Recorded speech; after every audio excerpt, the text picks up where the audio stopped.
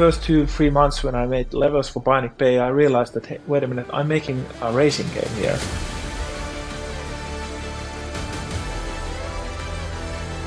I constantly need to remind myself, leave room for insanity.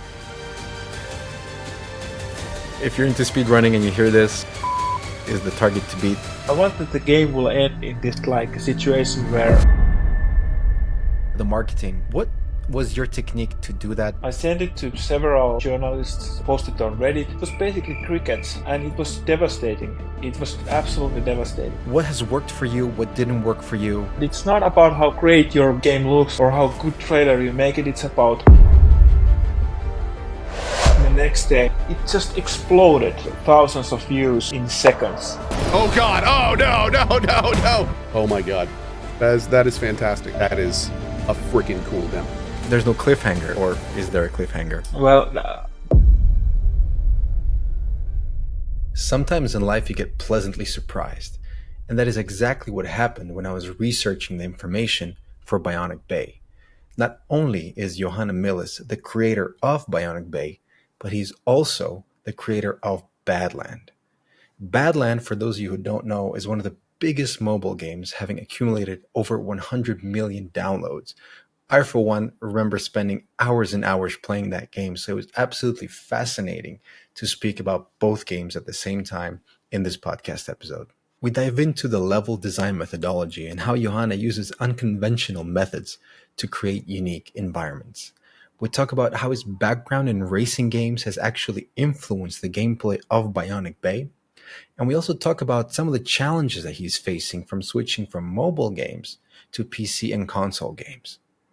With that said, let's uncover the story of Bionic Bay.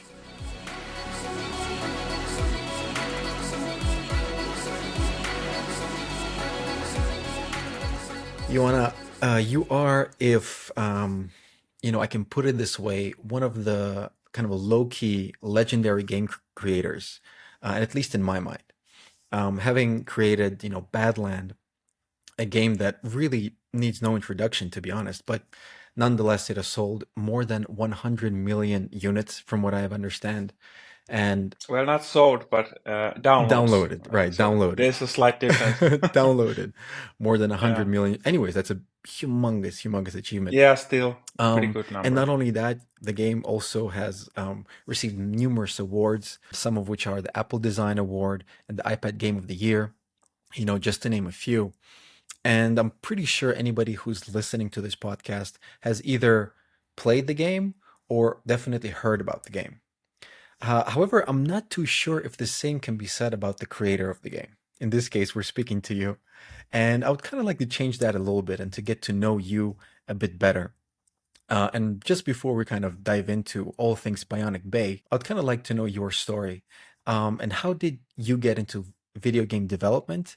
And what was the whole story of you founding Frogmind, the studio behind Badland? I think when I grew up in Finland in the 80s, there wasn't really it wasn't very obvious that you could dream like being a game developer.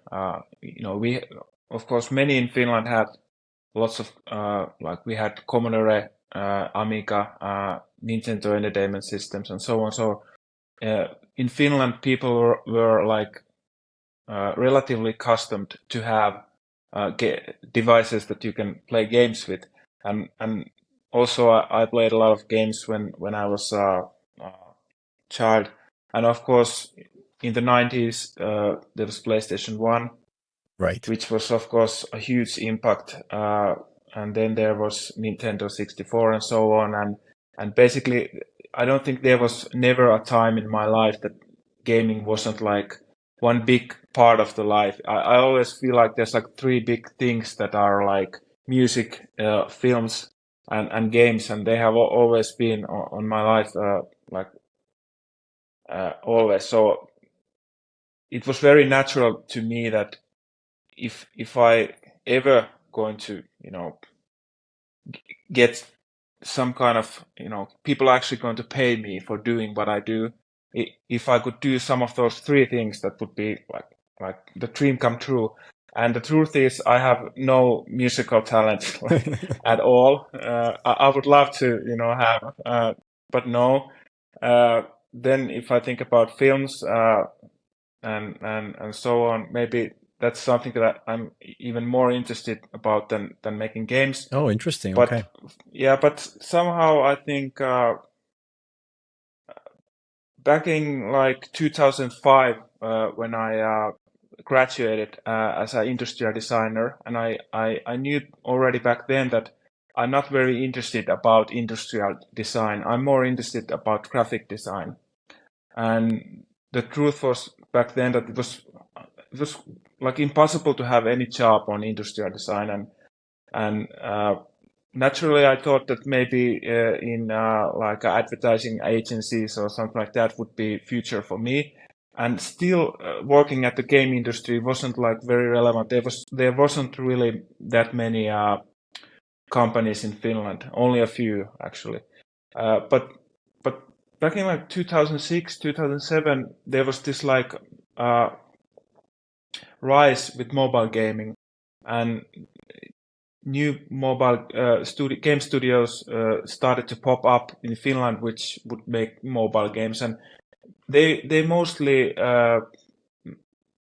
hired 2D artists, which would basically mean pixel artists. Right. And I never really done much of a pixel art, but I thought that it would be pretty interesting and it would be pretty easy actually.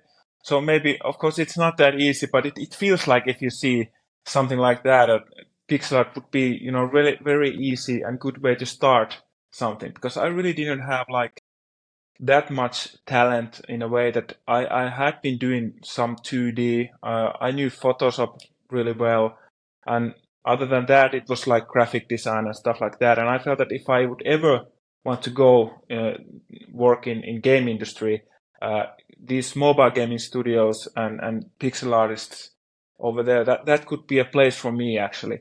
And I did. I started, sending applications and back in 2007 I got in this THQ owned mobile studio. Wow. Okay.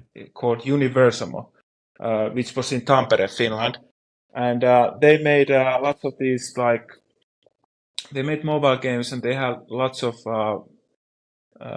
these big franchises that they worked with, like Star Wars. Wow. Or SpongeBob or something like that, and that was really for me a real stepping stone when I actually could do stuff like that, and they actually paid me to do that, and I thought that was like insane that I can like draw pixel art and I get paid. I can pay my rent and so on. It was Right. insane, and that's basically the thing that started all that. And from there I worked in Universal like 2.5 years, and it went.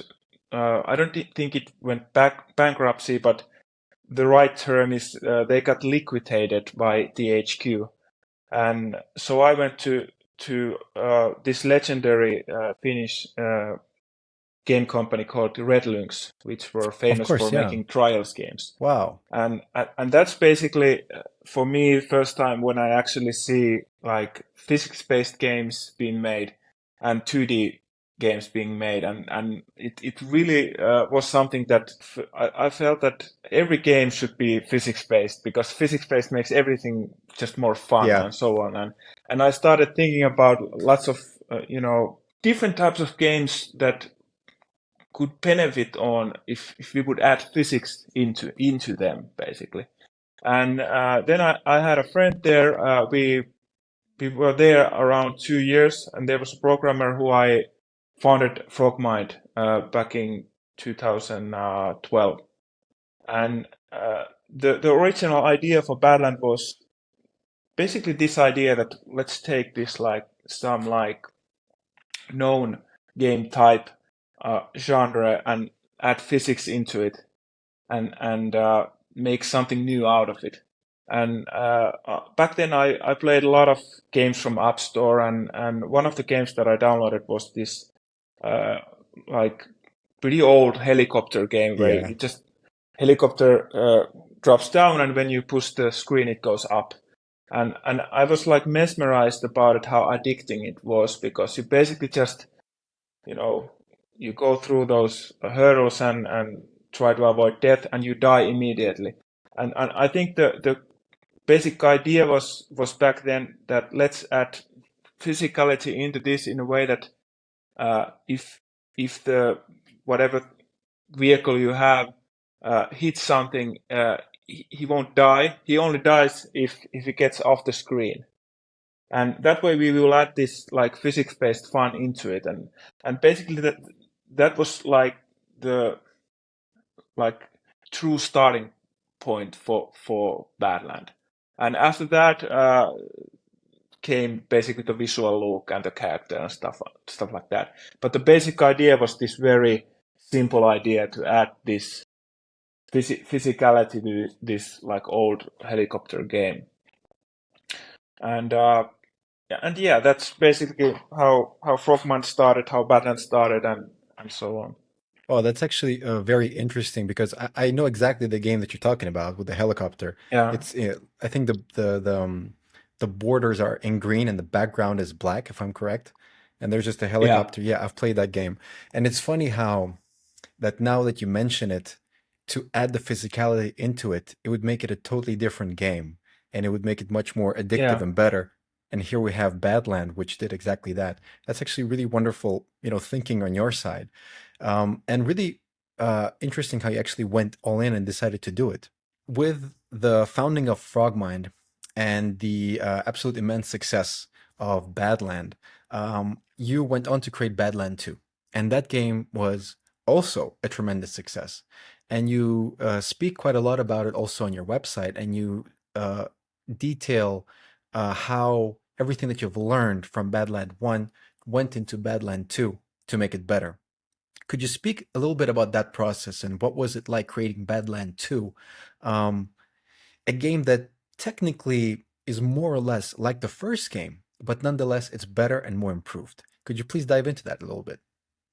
Yeah, I think I always, when I start a new project, I try to build on what I have been doing before. I think it's really important, and especially with Badland 2, I think it would have been very easy to just do basically Badland 1.5 and say it's Badland 2. With basically, we had a level editor that worked tremendously. We had the visual look.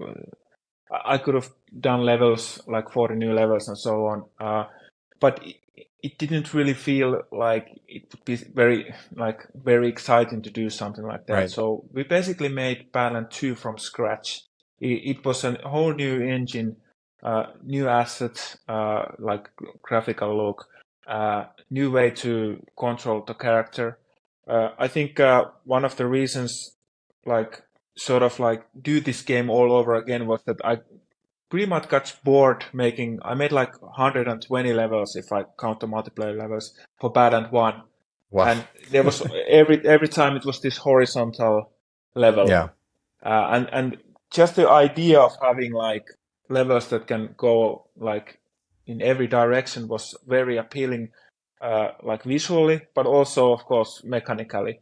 But we of course needed to adjust the controlling a little bit, so that it would, because basically in Badland 1 the character is like on these rails almost, and I think it started to feel a little bit like stale in some situations. It was good for control. It felt like you're really in the perfect control with it. But with Badland 2, we made the character movement a little bit more like floaty and fluid in a way. But I think it was really important that we won't change what makes the original game fun and interesting. So those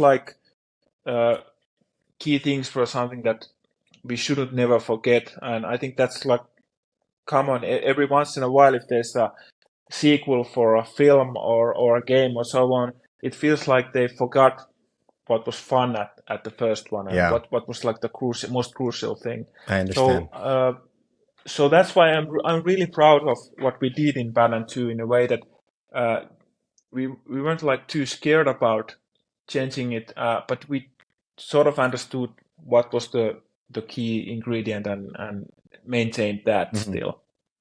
Yeah, and you also, from what I noticed, added a little bit of extra animations, right? You when the character was falling, his hands were going up, and you kind of added a bit more, let's say, oomph to the character itself, right? Yeah, the character, especially the wings,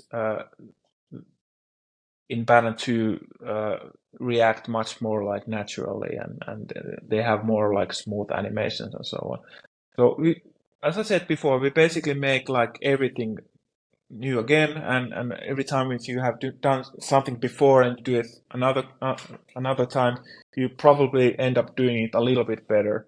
And then when like every detail is a little bit better, actually the game is a lot better after that. So, but it was a really interesting experience making a sequel to and making a sequel right after you made the previous one and so on. So in a way, it was, and I said this before, it was the easiest project I've ever worked with because I never had to like reinvent the visual look, never had to like figure out what's the game idea and so on. So in that sense, it was like a really easy project. But on the other hand, there was this pressure, not from the outside because we really didn't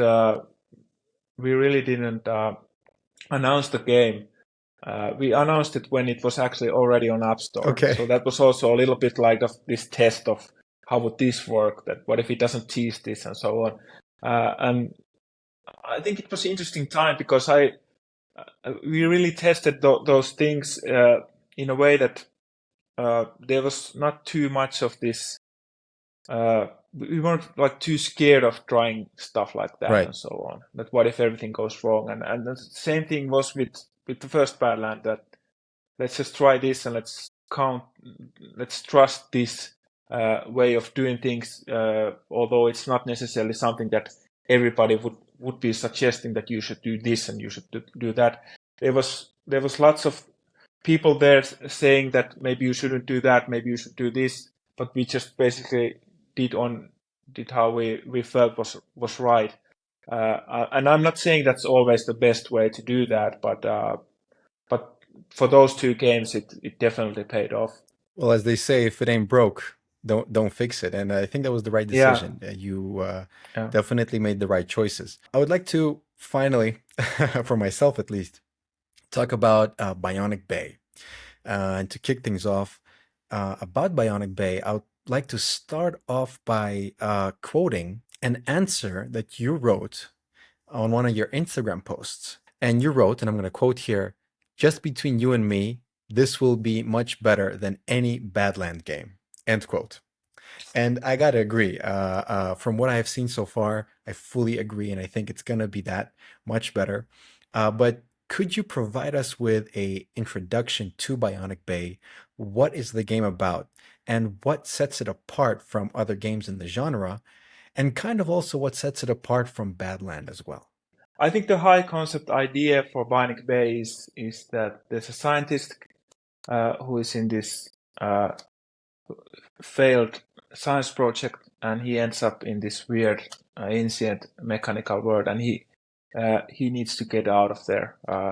But of course, that's not how the project started in a way. I was I'm an avid Reddit user, and back in 2019, Polar Bunny. I was in what? Polar Bunny. Yeah. You have done your research. I did. Oh, yeah. Okay. Yeah. So I was in our indie gaming, and there was this cool idea of this swapping mechanic that some programmer had made a demo out of it, and it was basically the same idea that you hit the object, and then you can swap your location with it, and it was quite simple pixel art game, and it wasn't physics based or anything like that. But at the same time, I was sort of like concepting this idea of this platformer, which would be like my next game. and I realized that this mechanic would fit perfectly into that game. I had some like core mechanic ideas. I can as well say it, if someone wants to make a game out of it, they can make game out of here it. we go. I've had better ideas after that, so I won't tell them. But I basically had this idea of this copy-paste gun, where he could just shoot into an object and then paste it in whatever he wanted. Okay. And basically, the swap mechanic is a bit like that, but what makes it more great is that once you actually change the position, the inertia of the character and the object remains. Right. So it actually creates lots of opportunities in level design in a physics-based game. And it was like the second that I saw that video, I was like, wow, this is it. I need to contact this person. Right. Like maybe he's Finnish or Swedish. He probably lives close by, and turns out he lives in Taipei, in Taiwan. Okay, wow. And basically, that's how we started, sending ideas and messages and so on. And we didn't like start immediately then working like full time with the game. I would say that maybe 2020, in the summer of 2020, then we started working like full time on that. But basically, what I'm trying to say here is that the idea is the same that what you have with Badland was that first there's a game mechanic which works, which is fun, and then you start building around it. And basically we had this agreement that we are going to make a new game with this swap mechanic, and I started designing the visual look and the game design document, what sort of features we need, and they start developing the technology and character movement and so on. And back in it was like I think it was in 2021, 2.5 years ago. We had an editor that was really in good state and lots of graphic assets, and we started I started making levels with it. And I have been making now levels 2.5 years with it. Wow. But constantly, of course, there are new ideas, and the level editor that I'm working on gets a little bit better, a little bit better, a little bit better. And I've been constantly making new art and new assets. So also in that way, I feel like we are already making a sequel for that game that we started, because everything is like a little bit improved, like almost daily after that. So to come on that original question on like what sets Bionic Bay apart to other platformers, I would say that the level design, the creativity, the amount of creativity, like new ideas, like constantly when you proceed, you get something new along the way and something surprising. I don't think there is a game that, like any game, 2D or 3D game, that really throws you so much at you, like all the time.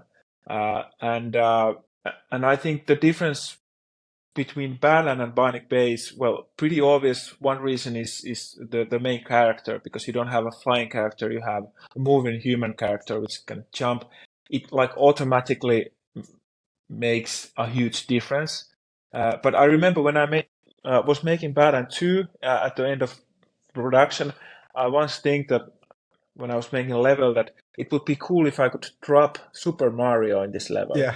And I think that was like the original, like that probably started something in my brains that eventually became Bionic Bay. Wow. In a way that I do like I have this certain way of, designing puzzles, designing traps, and that DNA is definitely on Bionic Bay also.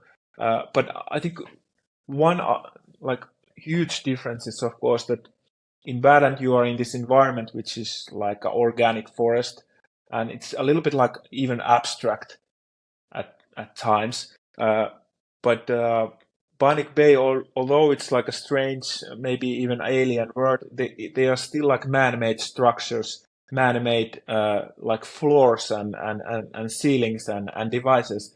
So that makes it like mechanically and visually very different compared to Badland. Yeah, absolutely. And also I think the speed, right? The speed is a huge factor of the game.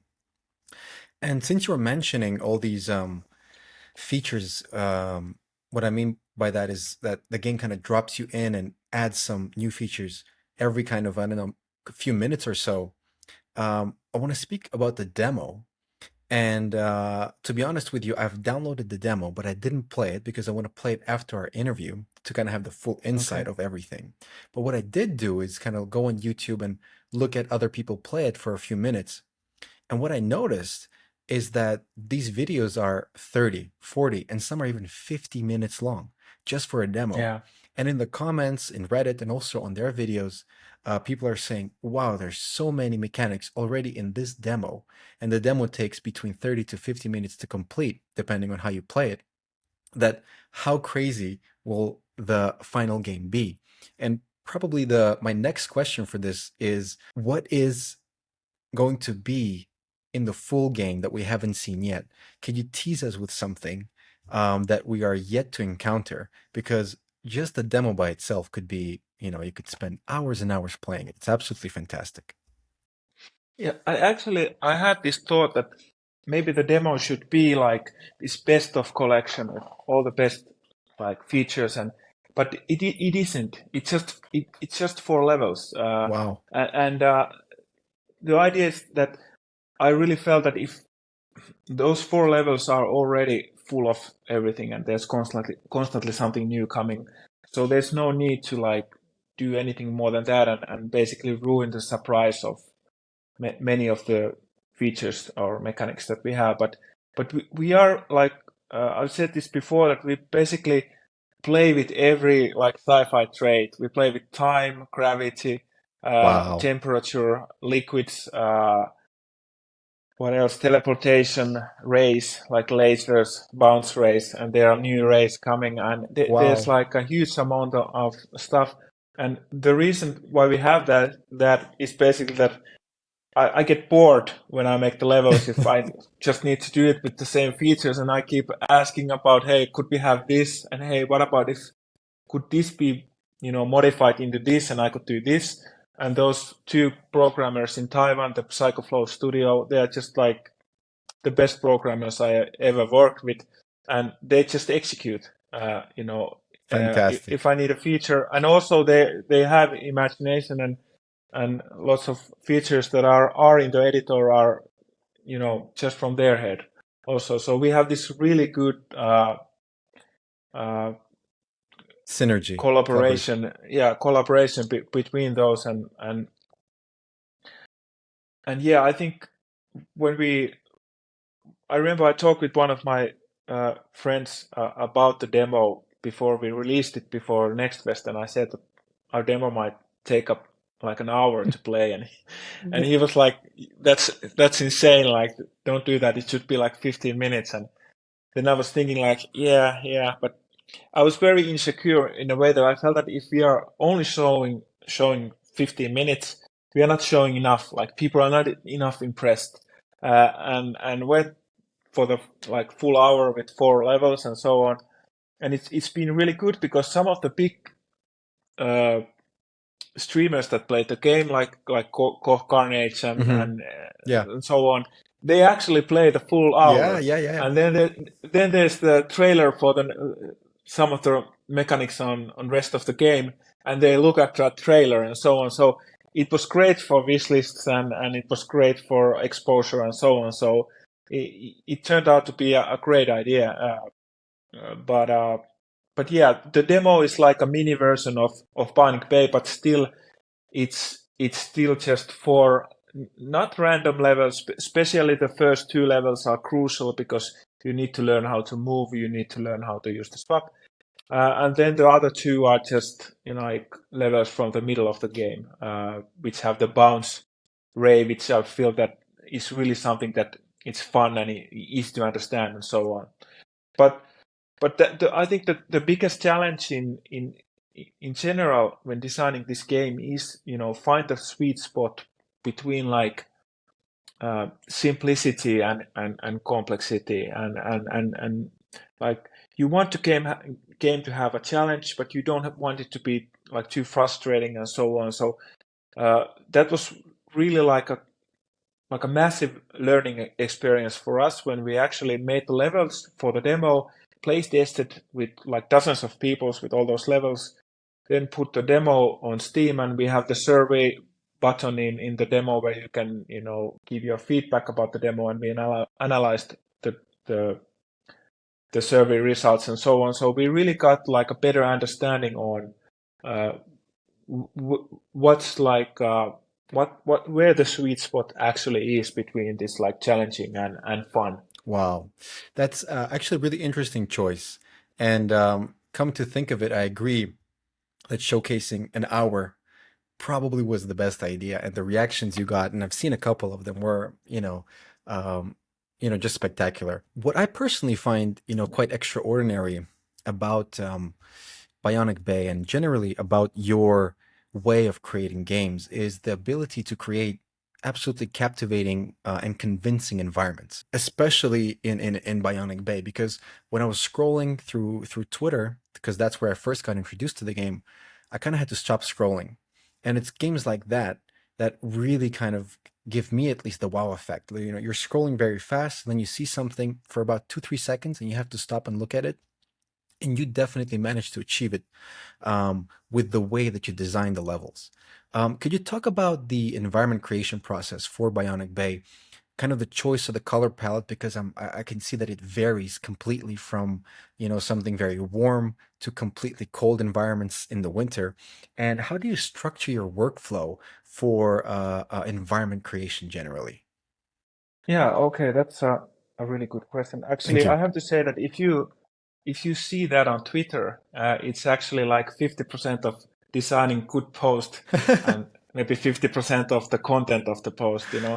I've noticed that especially when marketing Bionic Bay, when you have a really tiny character, you really need to customize your posts in a way that you zoom really close first, and you see the character, and then zoom away. That makes And sense. it actually has been affecting my way of designing levels. I have been doing more dynamic zooms because it's more interesting also when actually playing the game, which is pretty interesting that social media posts can like do that to your like dear game that you're creating. But yeah, that the question, how do I design the visual look for a game?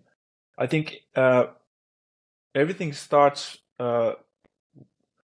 with Photoshop. Of course, when I start making like simple concepts about the like general ideas, but I pretty quickly get into making the actual assets, and when I have enough assets, I start moving around with those assets in Photoshop, and start having ideas. And then when I realize that I can make something nice out of this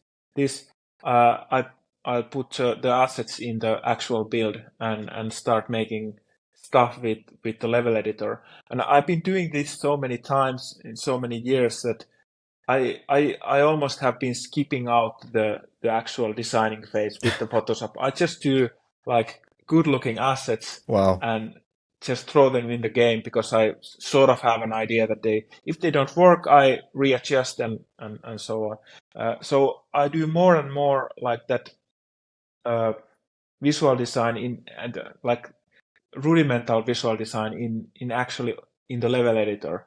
Uh, and that's really a key into it. We have lots of like visual tools in our editor where we can do lots of things to these assets using like color overlay or masking or changing the blending options for those assets. So I can do pretty much everything I can do with Photoshop.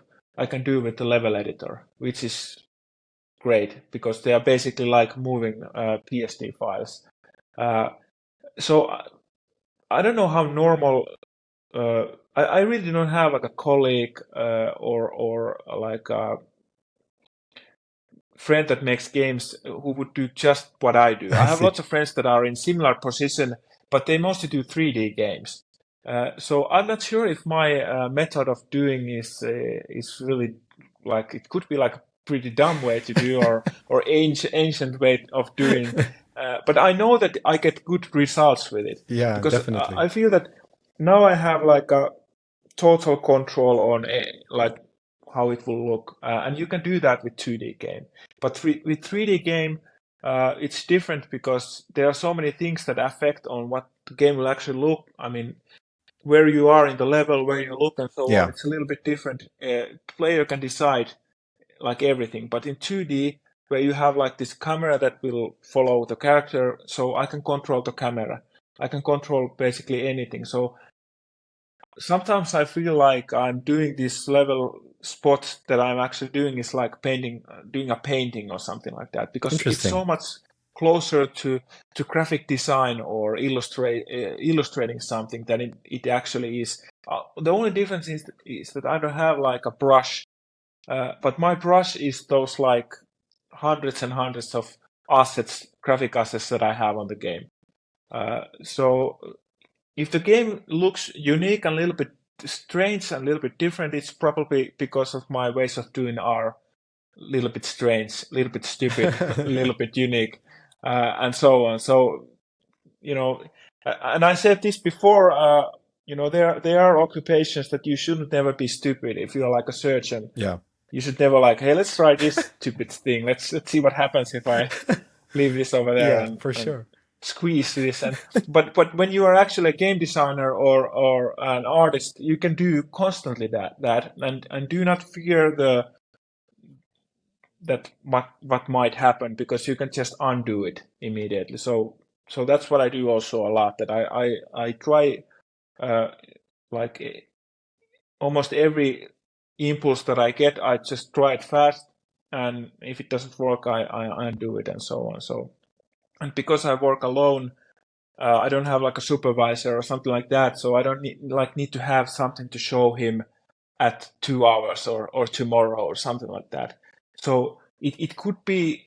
I understand that the way of doing this could be also a disaster in a way that I would never get anything done.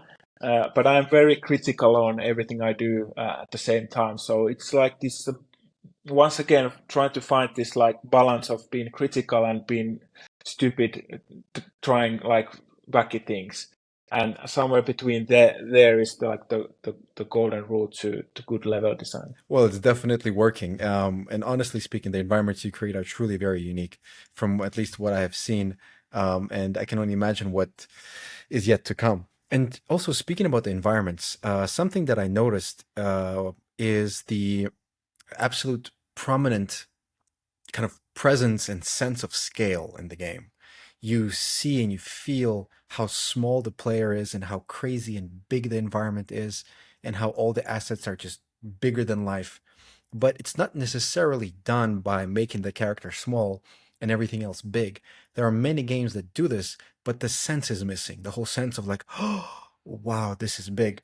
And I especially felt this in the trailer. I saw the moment where the character jumps from a ledge and kind of into nowhere and then hangs on something and the camera kind of zooms out to reveal like a huge hand, a huge robotic hand.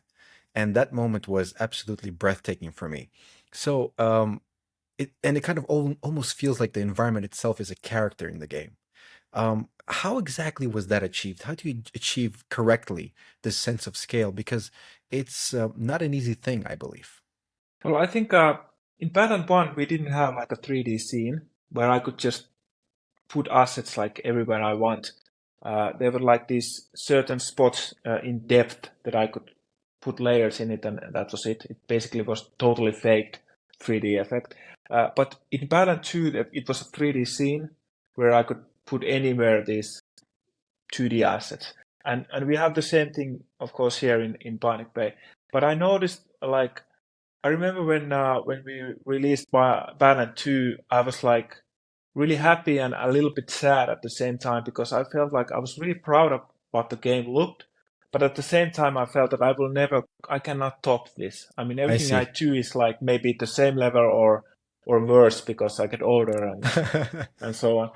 But then like 2-3 years after the release of Badland 2, I just randomly played it because my daughter likes to play it, and I noticed that it really wasn't that great looking actually, and yeah, because because your sense and understanding about visual things gradually becomes a little bit better all the time. And if you see something from that you did like 5 years ago and you see that now, I would hope so that you see mistakes in it. I see what you're saying. And exactly that happened when I saw Badland 2.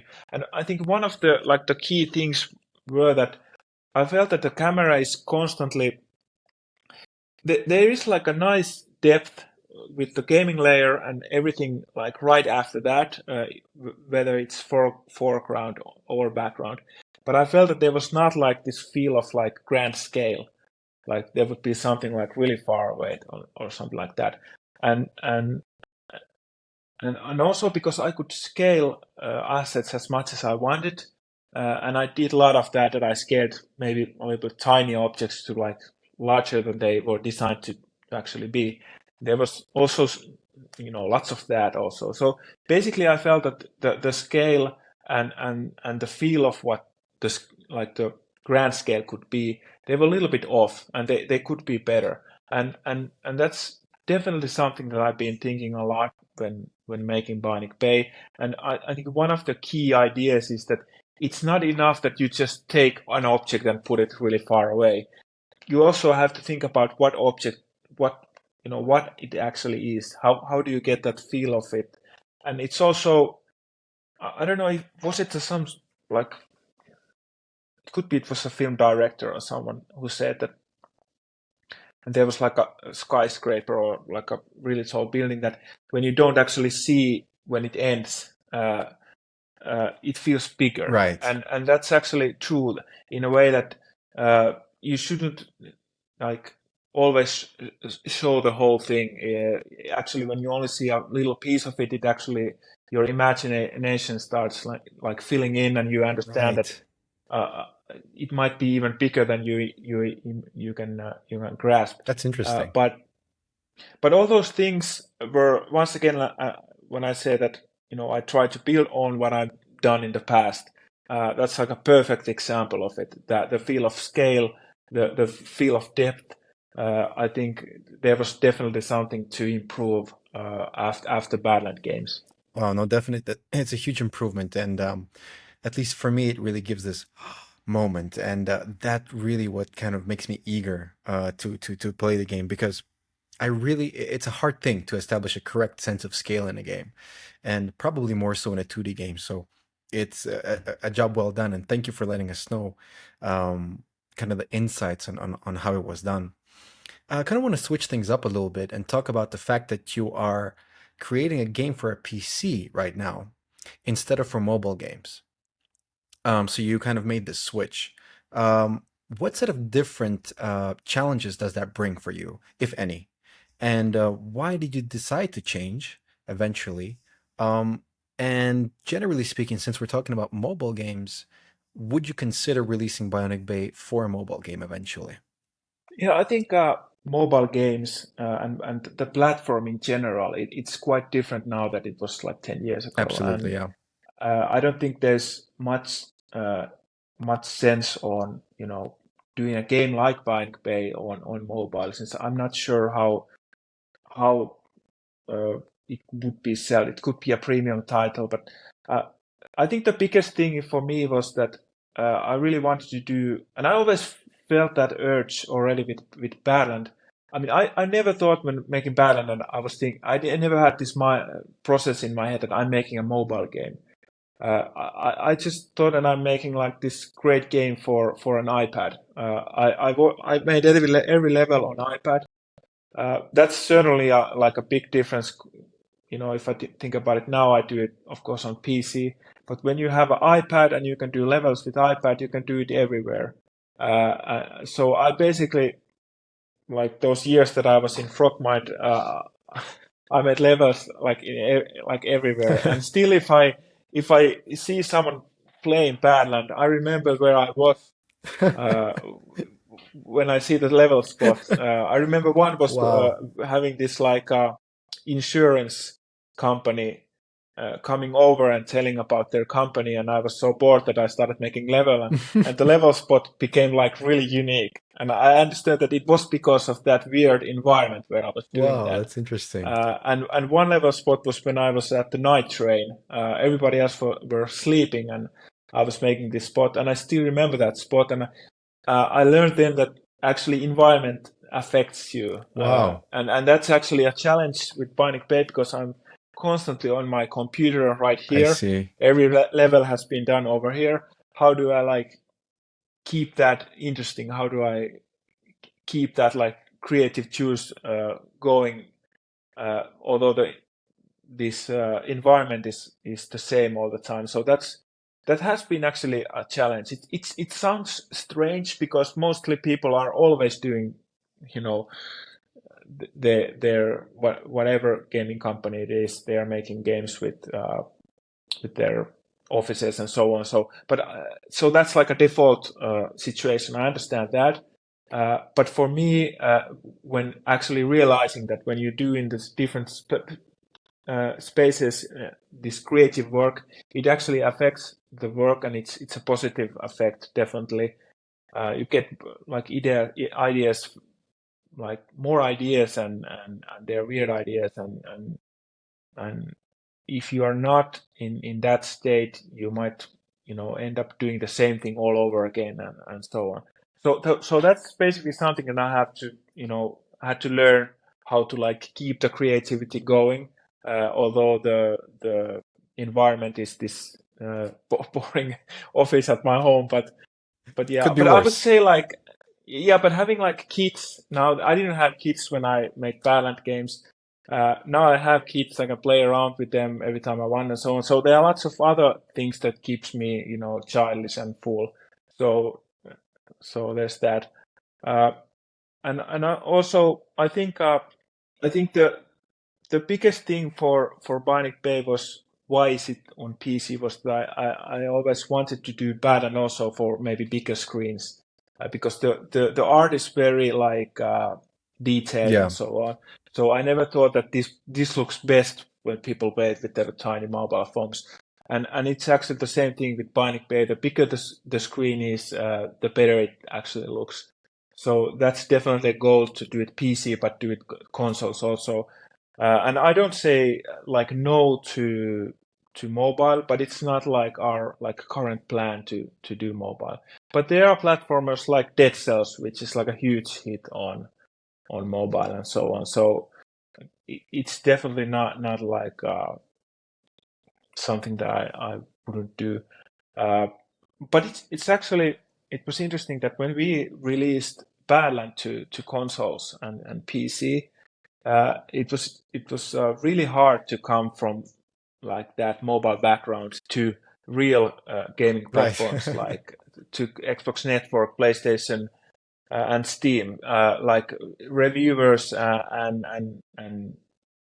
many people were like very hesitant that this Really? is just like a crappy mobile game and so on. Oh my. I remember I read one of the reviews, and I do read every review that my game gets. Of course. I shouldn't maybe, but back then I did read, and I remember there was one PS Vita review that reviewed Badland on PS Vita, and they say that iPad game of the year is not even a game of the week in Oh, PS come Vita, on. and that was that was immediately for me that okay, like if this is, I mean, are you really like reviewing this game as like any game, or do you have like some sort of problem with it being a mobile? I That's mean, if you compare to not fair. Badland like Loco Roco, like visually or mechanically, uh, are there that much different? But yeah, it definitely affected to many people. So I think in general, it would be much easier to go from PC to mobile than from mobile to I PC. understand. Wow, but that reviewer, what the hell? That's not fair what he said. Interesting. But yeah, I would assume reviews, are kind of ups and downs. You're gonna have good reviews, you're gonna have bad reviews. But I would agree with you. If I were to create a game, I'd read every single review and be just absolutely paranoid by everything that the people are saying. Yeah, I think I'm not sure if this quote is totally true, but I have this recollection that Marlon Brando once said that if he goes into a room Yeah, and there's 100 people and one doesn't love him, yeah, he needs to get off the room. And I think that's the same thing that when I think about reviews, you get good reviews, you can get great reviews. When you get like first maybe 2-3 great reviews, you get that great feeling. But after that, they just come and go. And after that, and before that, every bad review is like this, like total, like knife in the heart. slap in your face, Yeah. and it's crazy. Oh my God. Yeah, I can But imagine. yeah, maybe it's just like everybody feels I would the assume same way. so, I and don't know. especially in game development, I would definitely assume so. I would like to kind of also speak about the gameplay a little bit, and from what I have seen, and also from the comments that I've read on Reddit, and on a couple of YouTube comments as well, the game really looks like heaven for a speedrunner. 100%, and it's very speedrunnable, and I believe that that's a really good aspect of the game because it adds replayability. It adds sort of like a community essence to the game, and in a way, a game that is replayable and speedrunnable can be current or relevant, sorry, for a long time to come. Um, could you talk about whether that was an intentional choice, design choice for the game? And if so, what kind of was the methodology behind it? Uh, how were you inspired to create such an agile character and such kind of a fast-paced game with, in a way, a lot of skill-based movements involved to kind of proceed through it in a stylish way? When we first started making the game, it was like definitely there were no ideas that let's make like a great speedrunner. Uh, but what I've noticed that when I started making levels, uh, I realized that that's actually interesting. I go a little bit back when I was at Red Lynx. We made this game called Moto Heroes, which was like Super Mario combined with Trials, but it was a racing game. And every time when I made levels into that, I felt like I'm making a platformer. That sure, this is a vehicle, this is a racing car, but I'm actually making a platformer because this is like racing game automatically. But it's so much more if you have these like platforming elements into it. And pretty like soon, like first 2-3 months when I made levels for Bionic Bay, I realized that hey, wait a minute, I'm making a racing game here. Wow. Like, Okay. of course, it's a platformer because it's automatically will be a platform, but I'm actually making all these levels all the time. Like it's a Oh, racing that's game, so cool. and there are constantly situations when I think about it. Okay, maybe if I move that pipe a little bit down here, people won't notice it, but speedrunners will notice it and Yeah. get it much more faster and so on. So definitely, uh, speedrunning is, and as you talk about, it will add long. People will play it longer. It can create a community around it. Uh, exactly right, and we have been, doing exactly that with our when we have been talking about how we are going to, expand the game. Like not after single player, but do we have something even more than just a single player here? And I definitely feel that we have, and that is something that we are also working on right now. So I think everything becomes more fun when you actually race against someone or compete against someone. And we have so good, as you said about the agility of the character. It's so great. We, and all praise should go to programmers here. They are the ones who have actually made the movement and so on. Absolutely. Uh, so I think the tagline for our character is like agile but fragile, in a way that you would constantly basically, this is a little bit off topic, but I've noticed that when Gran Turismo came in '98, and it was like the best racing game then, and I had the PS1, and I was like, I never played racing games, but when I noticed Gran Turismo, I started playing racing games and so on. But I noticed that when you go like really fast in Gran Turismo, you don't have this like tension that something might go wrong, I like see. badly, because there's no destruction for the vehicles in Gran Turismo. And if you think about like Finnish games, Wreckfest, which has this like amazing destruction Yeah. destruction model, I know what you're talking about. it actually adds a lot to that feeling when you go fast, when you know that you can like get demolished like totally, like if you make a mistake. So that's basically the same idea, or same thing that we have here in Bionic Bay, is that we have that agile, fast character, but he's very fragile. So you can actually go very fast, but if you make this little mistake, your head goes off. So it makes it much more interesting in that way, that because he is so fragile, it can make it like more frustrating. But I think if the level design is good, and moving for the character is enjoyable, you want to try again. That's usually with the good games. For example, like the old Halo games, if you got killed, it was like, it doesn't matter, I can try it again, and I like trying it again, and this is a great spot. It didn't like bother at all. Of course, there's always a limit where something becomes frustrating or so on. But you shouldn't be like too scared of it either, and you should really try to find the limit, that where it's player really have to figure it out, really have to do it again and again, but still enjoy it, although he gets demolished. And also, I think for Bionic Bay we have the same element that was in Badland, in a way that deaths can be really fun too. Yeah. Because Right. it was actually quite enjoyable in Badland when those little characters got exploded Yeah. and so on. So every time I look at those streamers or whoever in YouTube who plays Bionic Bay and they get killed in various ways, I think it's really funny every I time. agree. And especially when I know that, okay, now they're going there and they're going to die. It's always like super fun. I absolutely agree. What's interesting is the way you made the analogy with the racing game. That like stuck with me so strongly, and I see where you're coming from there. And now I see how the agility and the speed of the character actually translates into a racing game, but actually it's a platformer, and it's super fun, and it's speed runnable. My goodness, it's gonna be like a party for all the speedrunners out there. I'm definitely not gonna try because I'm not that good, but I would like to see what they're gonna do. Just a quick question: do you happen to understand how long the game main campaign, sorry, might be when playing normally?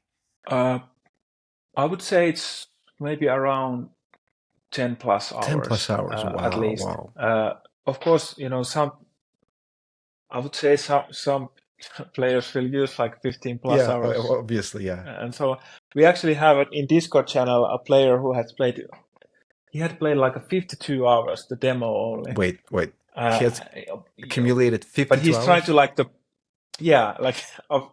it was, I'm like pretty sure it was 52 hours. I have Wow. the screen capture Wow. from Steam. But yeah, I think the idea is that you play the campaign, you enjoy it.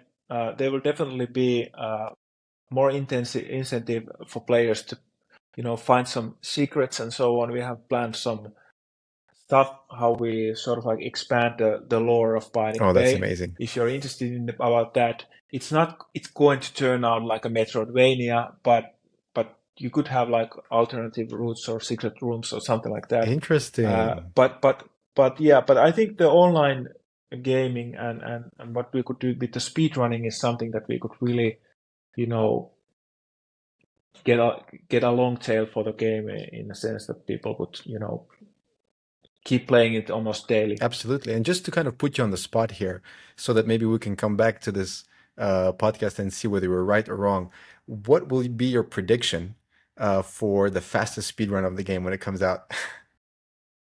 Well, that's really. I mean, I've been running the demo in like 24 minutes maybe, Wow, not but the bad. demo is like 4 levels, and if it will have like 20 levels, it's really hard to say because I haven't still I haven't still built the last word, Okay. which will be like 7 levels. I'm doing level 1 now, so it's really hard to me to say how big. I mean, they're going to be enormous Right. levels, but and they are of course the difficulty setting will be higher in those Yeah. levels, so it's impossible to say.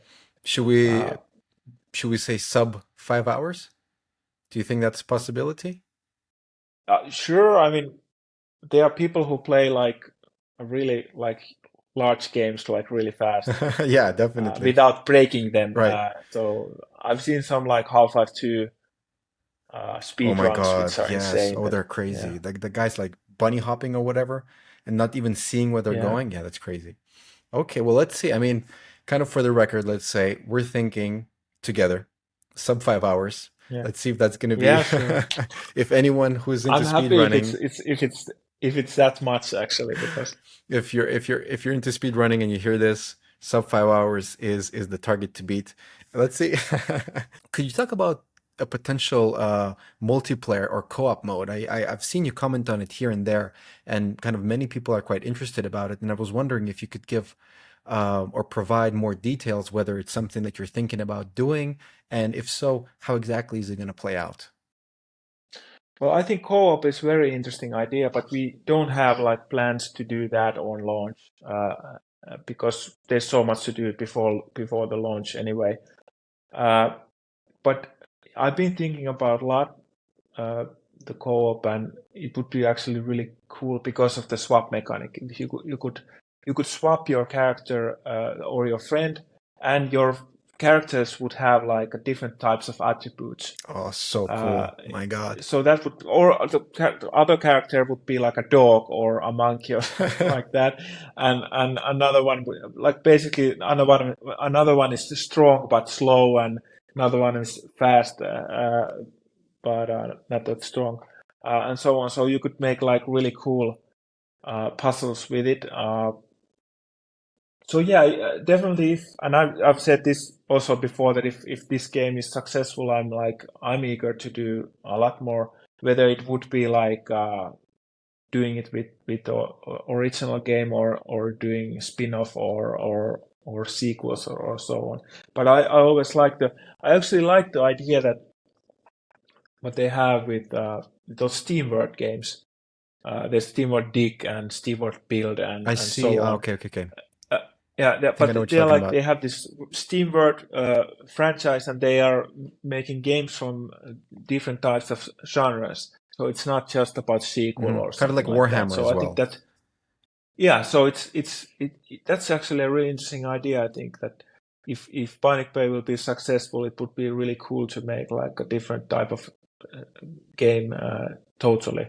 But in that same world with those like quirky skiffy traits and so on. Wow, that's awesome. Well, let's hope for the best. Let's not take speak too far into the future. Let's just hope for the best. But it's at least interesting to know that you have all these ideas built up if all goes well. To touch upon the story of Bionic Bay, from what I understand, there's no spoken language, and you only have kind of minimalist tutorials, at least in the demo, kind of showcasing to the player what to do and how various mechanics work. Yet the game does have a story, as you mentioned before, and quite an intriguing one. We know that there's a scientist, and something goes wrong. He teleports into another world or another dimension, and the whole kind of his mission is to escape from this other world that he's in. Um, how did you approach storytelling and kind of story building in the game, and how will the player uncover what's going on? Yeah, I think that has been definitely been like a positive challenge in a way that I have the world and the story all like figured out, and figuring out it wasn't like the day I started making the game I already knew one thing. It has been basically, when you start building the world, the visual look, the mechanics, they are sort of like these little crumbles that feed you to to understand what the game is about story wise. And but currently we are in a situation where I know exactly like what the place is, how does he end up there, what's like the what is it's actually about. And the challenge is to tell the story, as you said, without dialogue and so on. So like in the beginning of the demo, there is a cutscene, but it's still a cutscene with the look of the game. It's not like cinematic or Yeah. anything like. Actually, it would be really cool to make like cinematic. They could be like Jake Gyllenhaal acting and so on. Yeah, that would be. But our budget doesn't really Not yet. Not yet the budget. go there. Yeah, but yeah. So the idea is to. I mean, there are games that do the similar thing. Like for example, if you think about Limbo. But I Yeah. don't think Limbo really tells about anything. Yeah, that you're much. right. You're right. And I really do have an idea that I want to tell and show to people, because I want that the game will end in this like situation where the whole game has been like the film Sixth Sense. Yeah. Okay. Oh, nice. And then there's the revelation. Amazing. And it all makes sense. Okay, it all makes actually Oh my sense. God. Because why would it make sense? I mean, it's a silly idea that there's this world and there's these strange machines and so on. But there actually is like everything is actually planned. But it is a challenge to make it work in a way that it's not too obvious.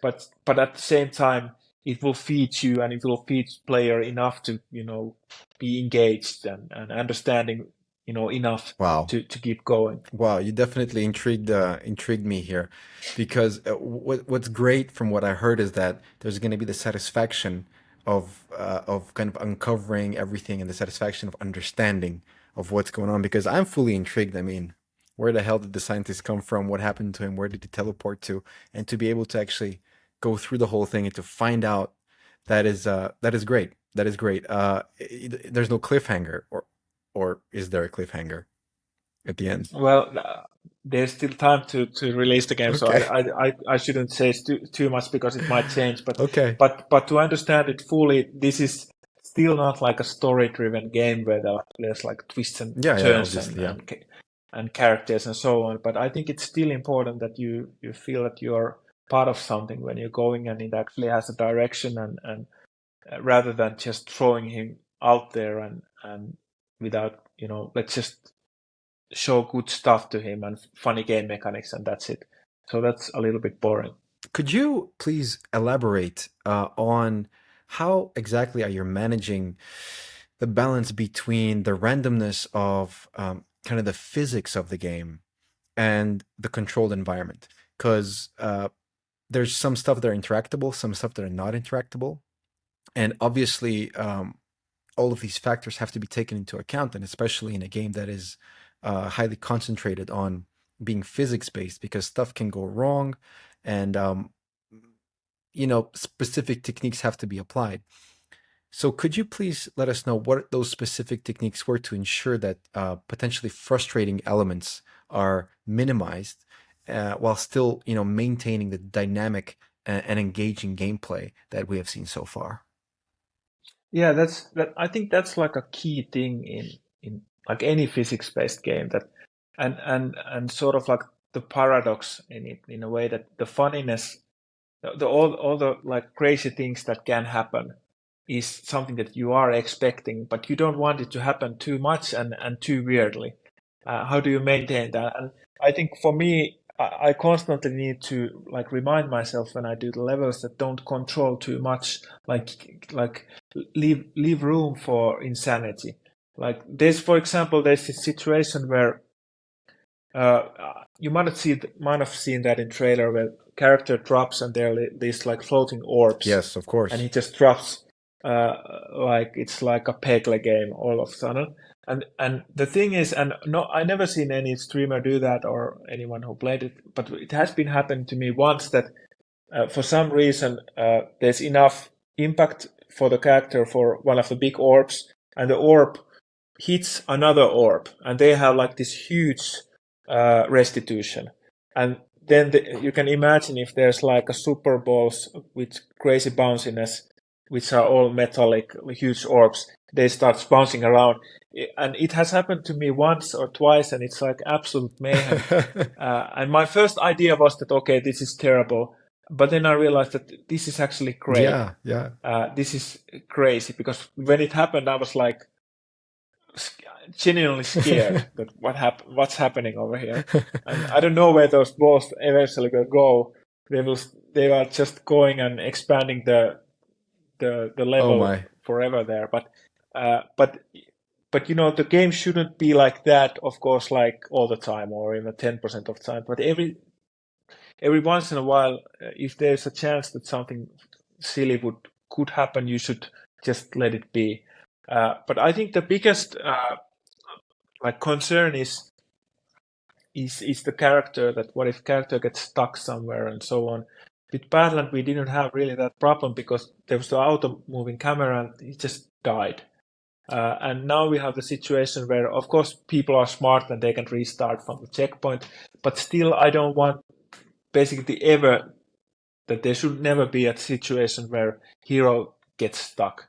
And there's like a spot in the first level where there are these like random, just normal boxes, and it was like fun thing to go when players went there. They fell these lots of these big barrels and boxes down, and they bounced around and so on. So it was like totally easy, not difficult at all, and fun randomness. But every once in a while, the character got like under a box but didn't die. Oh, okay. So and it was like it was surprisingly like it wasn't like it never happens. It was like maybe every 20th time it happens, and it's actually too much. So I really needed to take off of those barrels and stuff like that. I see. And it's always annoying because it sort of like take away the quickiness and the like the core nature of the game. Right. Because there's this one thing that can happen. Oh my god, yeah. And there has been like every time if the hero, the main character is a ragdoll, he has these tiny hands and tiny head and tiny legs, and they actually get really easily stuck into those like little spots and so on. So it's basically just handcrafting and level design where I just need to go through every little spot and corner and make sure that player cannot get stuck there. I think the getting stuck thing is the major like issue with at least in Bionic Bay. Well, it's definitely something that you cannot like prevent totally. So, but you can do a lot that it will happen like. So rarely. Yeah. So the main focus here is specific attention to detail, playtesting many times, seeing what works and what doesn't work, and just hoping that it's been minimized to a point where it's not going to repeat every 20th time, but perhaps never or less. Yeah. Right? Okay, that's well, I would imagine that's a little bit tedious, but then again, all games have to go through a playtesting session, or at least sessions, to make sure that the final experience is good. But as you said, some parts of it get taken out, which probably is a little bit sad. But I think it's okay to be sad about that and compare it to the happiness that the players will get or the enjoyment after playing the game. Yeah, but sometimes it actually forces you to come up with a better idea. Okay, yeah, interesting. And so it's not like, okay, I have to take this away, and now I will never come back to this spot of, because the one thing also that I really enjoy when working, doing levels alone, doing levels independently, is that I constantly, go back to older levels. Like I already have like a 2.5 year levels already, and every now and then I play the level and spot mistakes and fix them, or take away some, like, it's very like I enjoy it's one of the things that I enjoyed most in level design when I go back to an old level and notice a crappy spot, like totally erase it and add like a really good spot in it. So it was like a -10, but now it's +10. So it's always like a very nice feeling to do something like that. And it's not something that if you work in a bigger game company and so on, it's not necessarily possible for you to explain your boss that now I need to do this and they're like, so you failed for at the first time, and now you need to do better and so on. So, and I don't see that at all. I mean, I constantly, and I did the same thing with Badland levels also, that and I actually did with Badland 1. I did it in a way that the first level was maybe the oldest level, in a way that I would keep improving it throughout the production. But with Badland 2, I did it in the opposite way, that when I had been doing the levels already for like 2 years, I was much better making levels than I was at the beginning of the project. And I did the first level lastly. And we also had the best editor possible with all the features and so on. And that's actually interesting. I thought that when we started making Bionic Bay, I was like sure that I'm this like level making guru, that I'm like the best level maker. Why does it? I always feel like when I get those thoughts that it takes like 5 minutes to realize the opposite. But I had this idea that I'm a great level designer when I started making Bionic Bay levels. And then the first day was like just devastating. That I was like, oh my God, I didn't realize I'm this bad and these levels are horrible and so on. But it's so different to do. It's still about the game, and what makes this game fun doesn't necessarily apply to that other game. Like you have this like a core knowledge or way of doing things that works, but still every game project is unique, and you need to have these like special things learned through mistakes and so on. So yeah. Wow, that's actually really interesting. What you say that you thought you were. Well, I mean, first of all, you're good. Let's put that out there. But I understand what you say, that it's a totally different game. It's a totally different, atmosphere and vibe. So having to readjust is I think something that probably was inevitable. But from what I see so far, the readjustment was really perfect and really good. So that's yeah. But you're lucky in a way that you only see the end result. Well, yeah, of course, yeah. You don't see you don't go through that pain that I have to deal with. No, that's where we get lucky. We get to play the full game. We get to play and enjoy the full game after years and years of hard work for you. It was actually interesting that when we released the demo for Bionic Bay, and we did this like huge playtesting for like dozens of people, and I watched every stream. They were all recorded. Most of them were made in Taipei in conferences and so on, and some were some of our friends and so on. But I watched every stream. How did they play? We also had data on certain checkpoints that were like really hard, and I watched why they were. I wanted to see why they were hard and so on, and just changed those spots based on that feedback.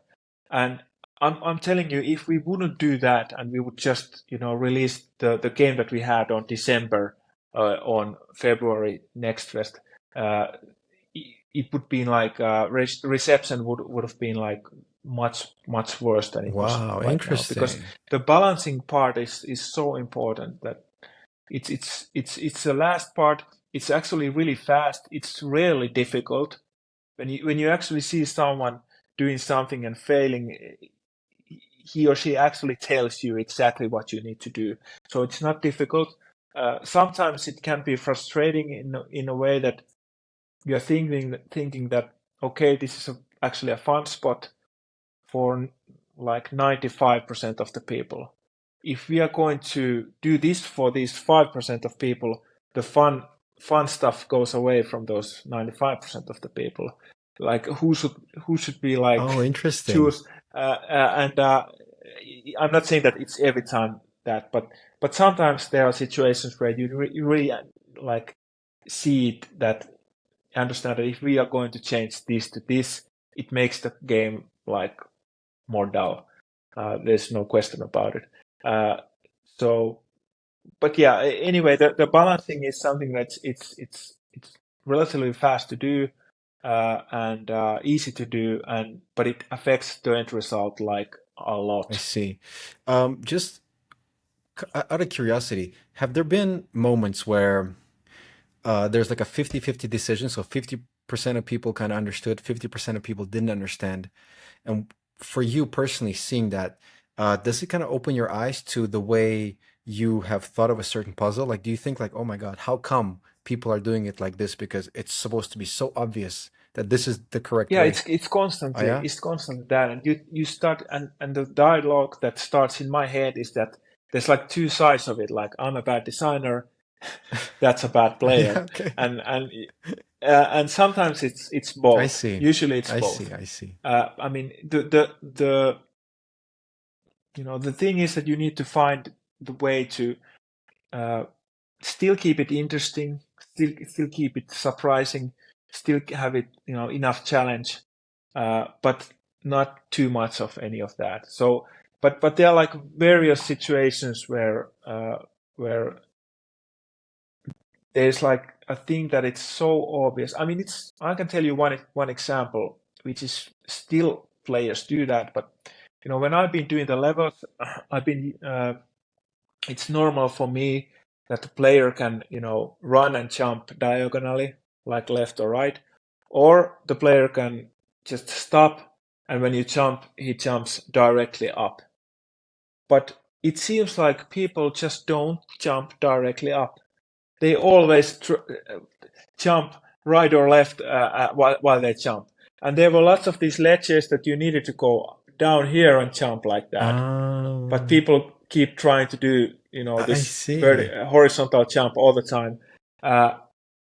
Well, what I did was that I just changed the ledges and those little spots over there, cliffs, in a way that you could go and jump like this. And I feel like it made the game like 50% more fluid and made the game much more enjoyable.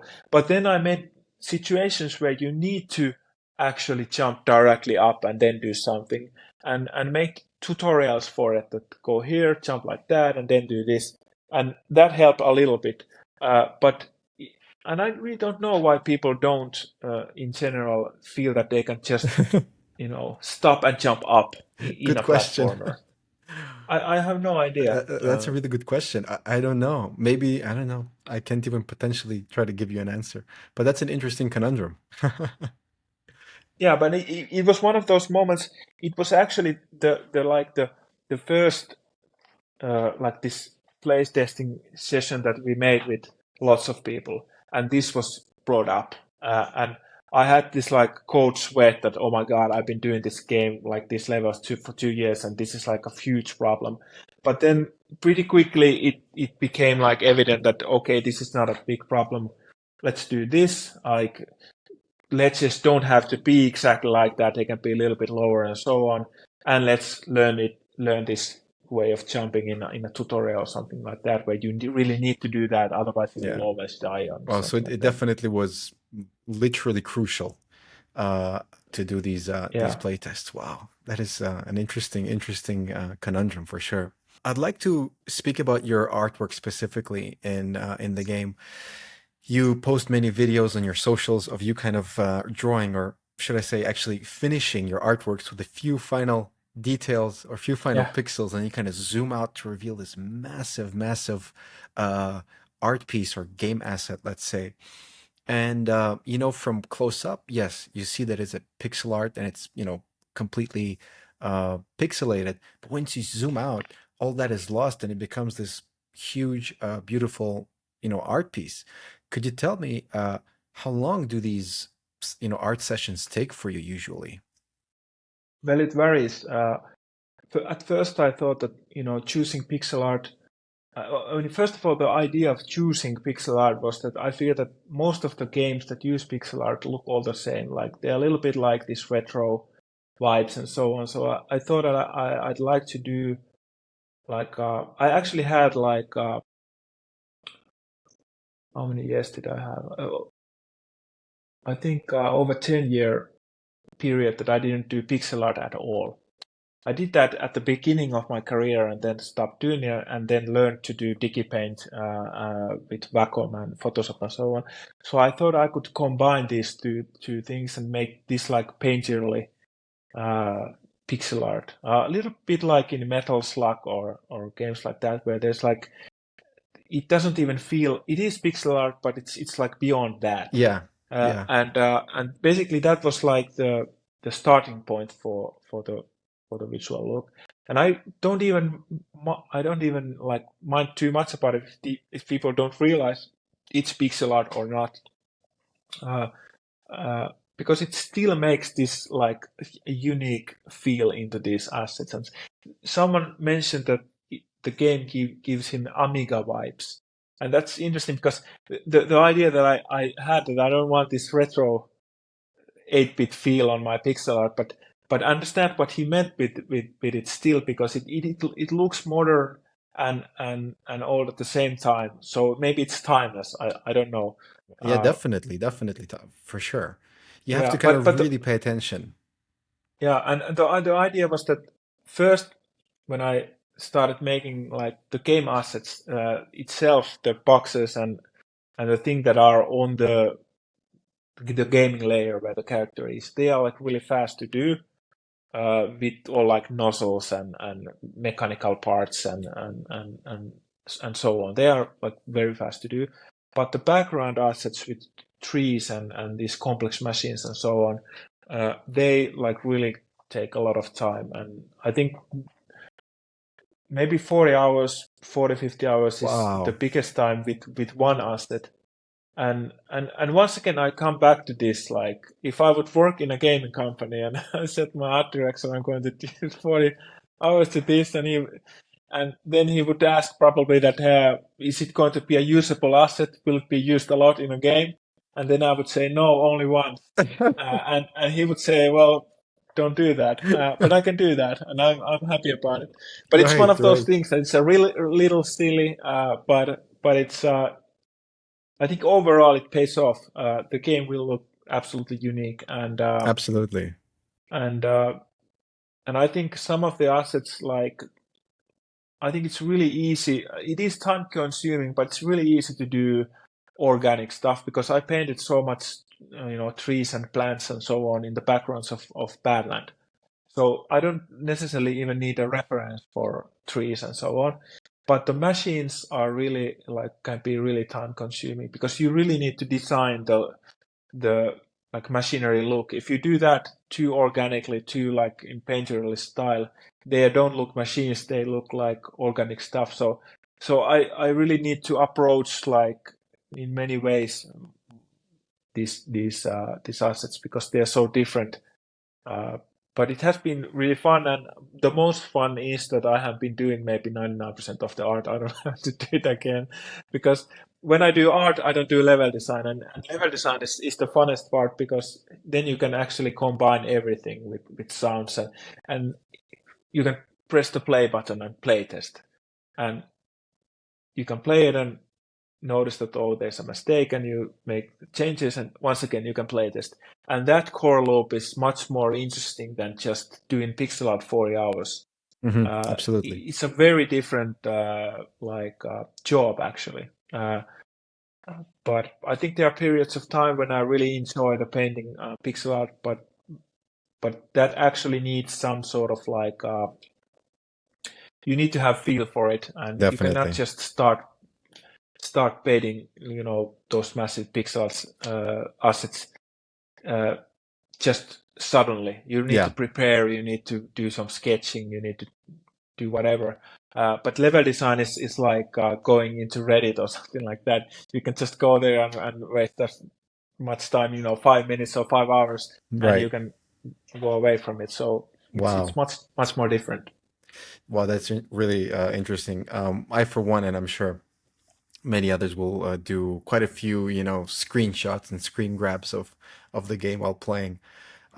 Really beautiful art, honestly speaking. When you zoom out, it's fantastic. So I would like to dive into kind of the marketing for indie games, because that definitely is a very important part of selling the game and kind of getting a lot of exposure.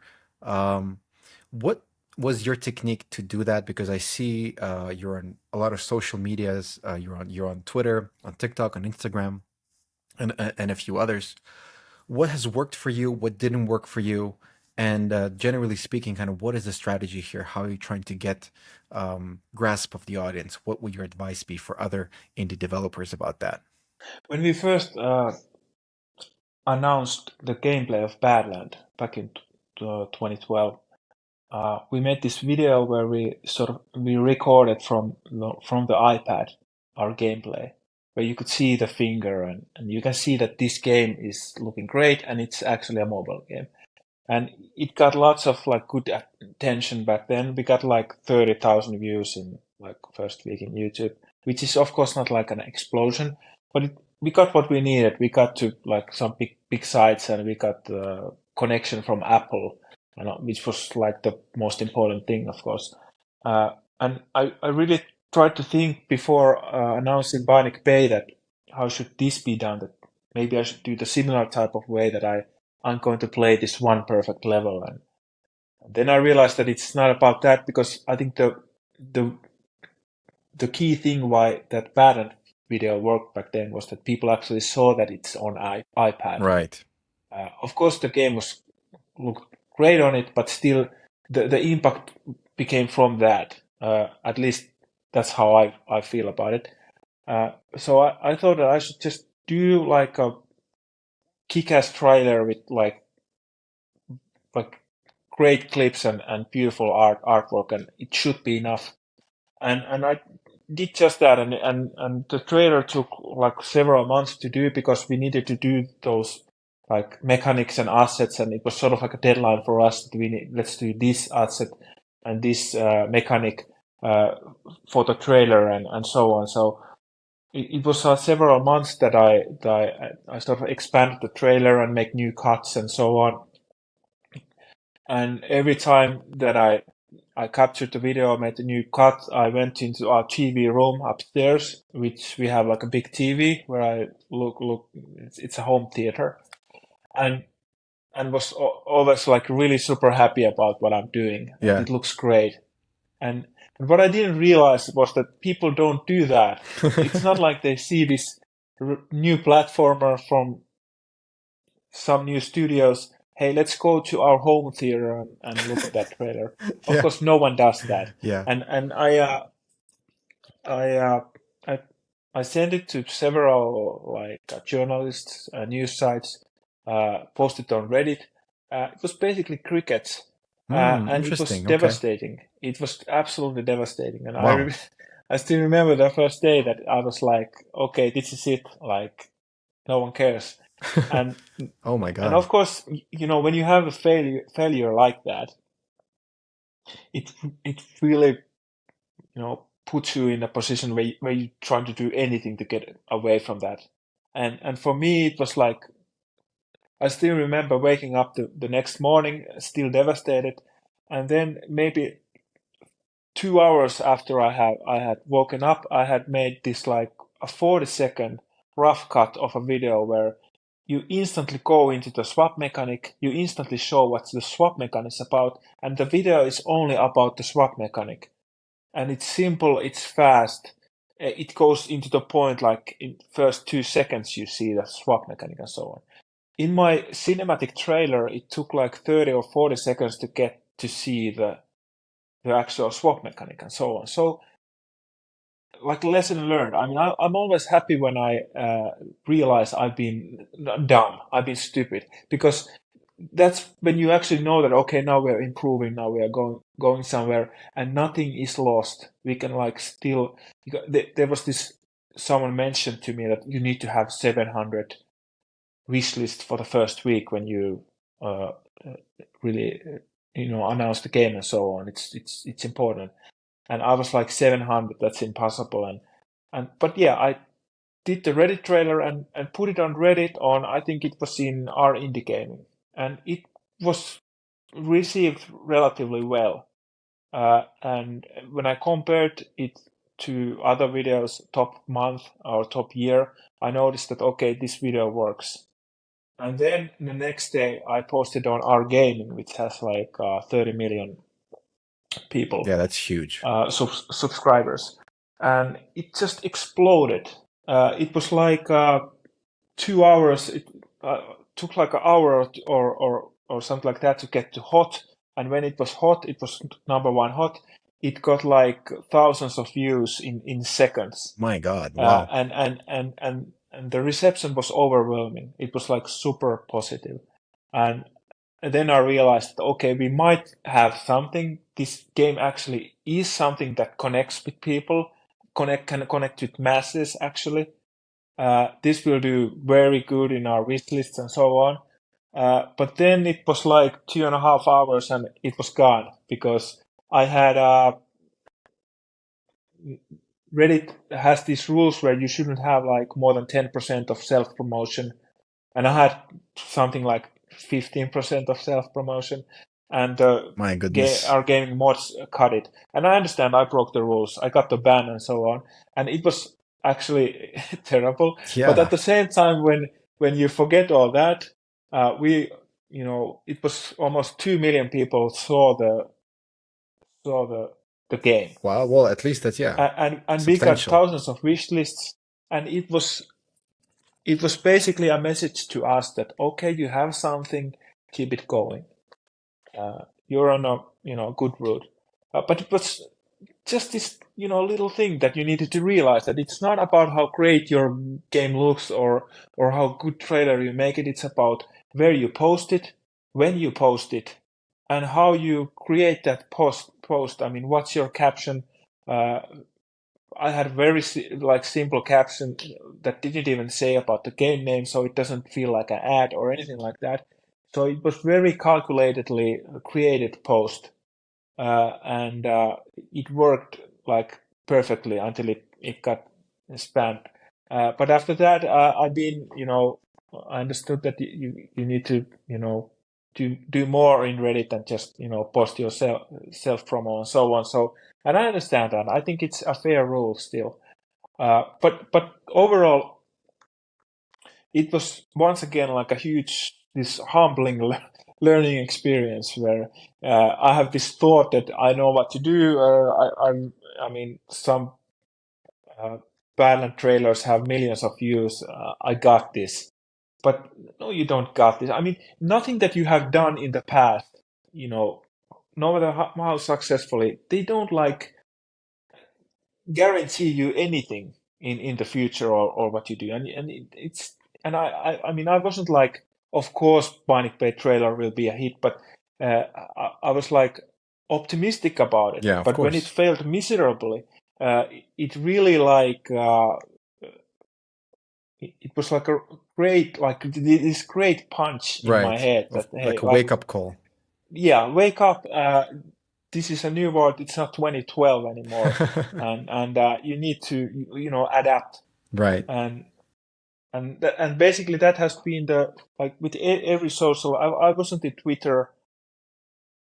Before that, with Twitter, they have different, it's a whole new ecosystem, whole new algorithms and so on. And of course, it's constantly changing. Yeah. So same thing with TikTok, Instagram, YouTube. All of these have these own rules that you just need to learn. Yeah. And it will not work in a way that you will get viral hits every time you post. But when you do your homework, focus on it, and keep doing it regularly. You don't have to do it every day, but you should do it several times a week. And eventually you will start learning what kind of things work and what doesn't. And but it's a huge amount of work. It's something that I didn't have to do before announcement. I could just focus on game.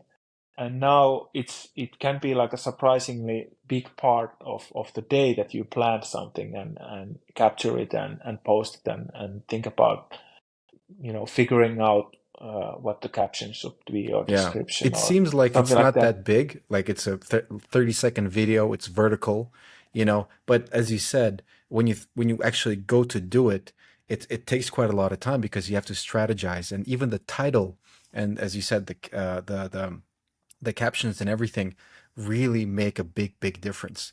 And is there anything that you have noticed that like a certain pattern that worked for you? Are you uploading every single day, or are you taking like a different type of schedule and you're uploading on different days and different platforms? How are you kind of strategizing the video uploads for yourself? Well, it varies on the platforms, but I've noticed that there are these like very clear patterns with each platform, how they work. For example, Twitter, if you post every day, it's like this weird curve that when you post every day, you get this like a little bit better, a little bit better, a little bit better, and then it goes down.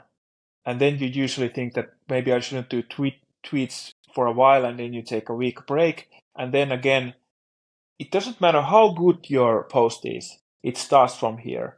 And then you post the next day, it goes from here, and then the third day. And then maybe the fourth or fifth day is something that you should really, if you have like a sure thing, focus on that and so on. Aiming to Interesting. that fourth or fifth day. But I think all of those things are just like this,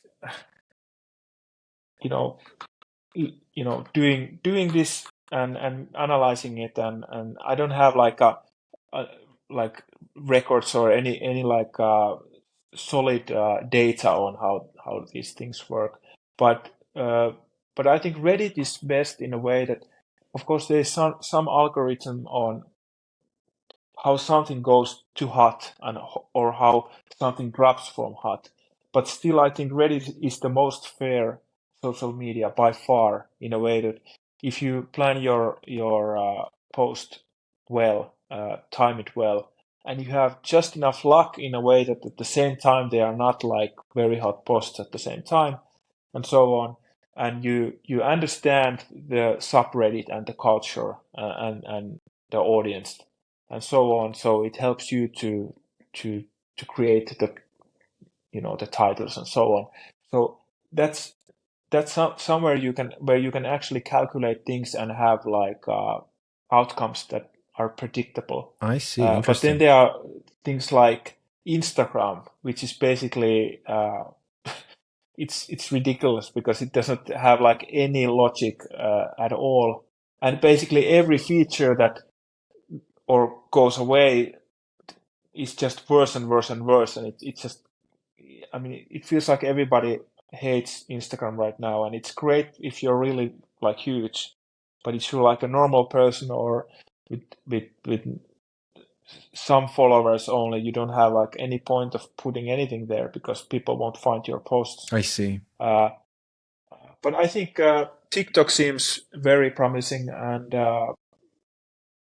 YouTube is something that I haven't done so much that I would have like any like real good knowledge. But for my experience, Reddit and Twitter has been best when promoting indie game like Bionic Bay. Does it matter how long you've been a Reddit user to post or self promote on Reddit, or you could just create for example, start creating a video game, create a Reddit profile, and then directly post something, or does your No, history I also think matter? no, I think you should be like there's some sort of period of time that you have to be a Reddit user. Understood. Okay. But other than that, there are like there are many subreddits that don't have self-promotion rules and so on. But then there are some that have very strict rules, or like a day that you can do self-promotion. Like I think there's like self-promo Saturday or something like that. But I think it's very common to have that 10% rule. And other is just you throw it out there and see how people will upvote it or downvote it. Yeah, but how is And that? it's Sorry to interrupt you. How is the 10% yeah. calculated? By the amount Well, of if you have videos you like post? it's only posts. It's not messages. Oh, So if okay. you have like 10 posts, you shouldn't have more than one that it's something about yourself. But 10 But you posts can, of within a course, period of time? like for like all time. All time. Oh, okay. So they take into account all time promotion. Yeah. Ah, okay. Okay. So that means that if you post, so if you create one game and you self-promote it on that page, then a little bit of that 10% is taken away. And then if a few years later you want to self-promote another game that you're making and you put it there, you're again subtracting from what has already been subtracted 2 years ago, right? Yeah, you should then post about posts that are about not about your game, Got it. about something else, Got and, it. and get in a position where you can, post 100 times and you can post 10 times about Okay, your got game. it. But there Interesting. are indie gamers that I've noticed, for example, in like pixel art, where they don't have like our pixel art doesn't seem to have rules like that. They might have rules like how you can like mention about your game or add links to your Steam page or something like that. But I don't think they have like self-promo rules. And there are some people, indie developers, who just post there like almost daily and use that as a way that, for example, I use Twitter. But I only use Reddit when it actually matters for promotion. I don't use it like it's only a small part of like my Reddit using is using it for promotion. And one of the reasons is, of course, that I use Reddit that much more in my free time, but also that I can use that when it actually matters. Then, like before Next Fest, it was important that you would have like, was it like 4,000, 3,000? I think it was 3,000 wish lists. So you will be automatically on top 10 of those lists when people go to Steam Next Fest, and you're like in top 10 of those lists, so you're in the first page or pretty high up, so people will immediately see your game. So for me, that was the goal for week before Next Fest, that okay, we need to have 3,000 wish lists, and then I used Reddit for it. Of course, I tweeted a lot and so on, and we got way over 3,000. It was like we got really lucky. Then we had like a big YouTuber who played the game or something like that. But the thing is, when promoting indie game in this indie fashion, I cannot like do those type of like marketing pushes uh, like all the time. They need to be like a special occasions, and then usually the wish list will come. But other than that, it's hard to get wish lists, or it has been hard to get wish lists. Yeah, I would But imagine. I would imagine. But yeah. what about YouTube? How was that? How has that played out? Have you tried the YouTube Shorts? Well, I have a channel that I, of course, released the trailers and so on, and they were like I got like few thousand views and so on. So they were like a huge explosions, but still much better than nothing. And I didn't really promote YouTube anywhere, so it was like okay numbers. But YouTube Shorts have been like pretty random to me. Like I might get few thousand views with pretty good like ratio, like and so on. But so far, I think YouTube Shorts, at least for me, has been the most uh, random social media in a way that even Instagram. I've had some reels that have almost 1 million views or several 100,000 views, but in YouTube it might have been that I only get like 2 views or Yeah, something like right. that, which is crazy Yeah, you get because those uh, sometimes. yeah, so I haven't really got into it because I can only get into like I cannot like do all social media platforms and at the same time make the game, and currently I'm focusing on Twitter and TikTok, and yeah, let's see. Instagram is something that I've been, doing regularly every once in a while for the past 10 years, but the state of that platform is morbid. It's in terrible state currently, so there's no reason really to post anything there. I was really kind of curious to ask you as well, if you can say so, of course. When can we expect to get our hands on the full release? Do you have an estimated release date? I think our official release date is 2024, but it's not locked.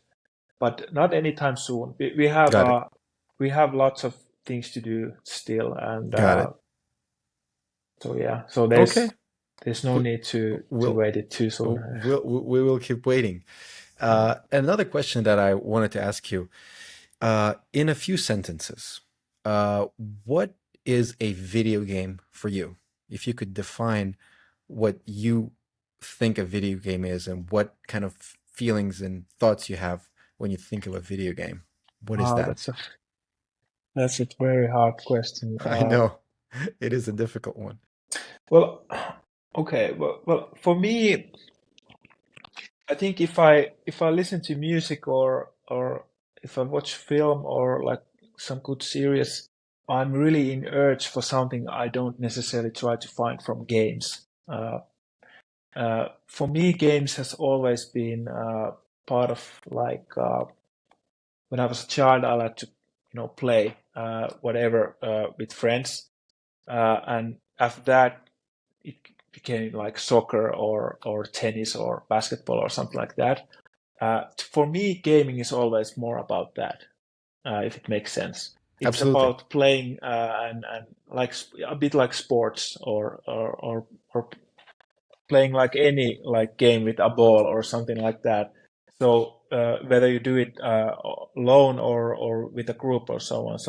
So I think that's for me the biggest difference. And probably that's and I said also this before that I always feel that Badland is a ball game because the character is a ball, so Yeah. it's like a tennis or football or anything like that. And I always loved playing around with a ball, whether it would be in soccer or basketball or tennis or whatever. And I think it was continuity from that making Badland, because you have these orbs over there, which are basically balls, and and you try to get that through things and so on. So I think that's very close to sports. And I think now with Bionic Bay, you have this agile character and so on. It's very close also to thing like soccer or something like that, where you need to be agile and so on. So for me, it's always like closer to that. It's gaming. The games that I play are action games, action-oriented games. I don't think like stories are futile in games or anything like that. But just personally, I'm up for I think action games is closest to my heart in any games and so on. So it's Interesting. very different than when I look at like a Schindler's List or any film really. The emotions that I want to have when I watch a film are quite different than with the games Yeah, understood. that I want to play. So your answer was, what are video games to me? I think they are, continuity from, when you played as a child. And now when I cannot, play. Now I can play with my kids, of course, but making games and playing games is closer to that to me I than see. anything else. Wow, that's very interesting. I like to ask this question to a few of my friends as well. Everybody has their own interpretation and their answer, so thank you for that. So finally, just to finish off our conversation here, is there any last words, any last remarks you'd like our listeners to hear from you, or people that follow you as well? Well, at this point of the production, play the demo. It's on Steam, and wishlisted it if you want it. And if you want to follow the production, we are on Discord, and also, of course, in Twitter, TikTok, YouTube, and everywhere basically. So, but yeah, I think the biggest way you can really support an indie developer is just wishlisting the game. They really help, and they do have an impact. Fantastic, guys. So do all that. Check out the socials. Wishlist the game. Bionic Bay is absolutely amazing. Check out the demo to test it out for yourself if you haven't done so already. Juhana, thank you so very much for finding the time to speak with me. It was so insightful. It was so interesting. You've intrigued me even more about Bionic Bay. I absolutely can't wait to play it, and I'll be waiting for it eagerly. I'd like to wish you all the very best with the game. Take your time. We're all going to be here eagerly waiting. And just generally, thank you for being such a nice person, for being such an amazing game creator. And yeah, thank you so very much for this conversation. No, thank you. This was a real pleasure.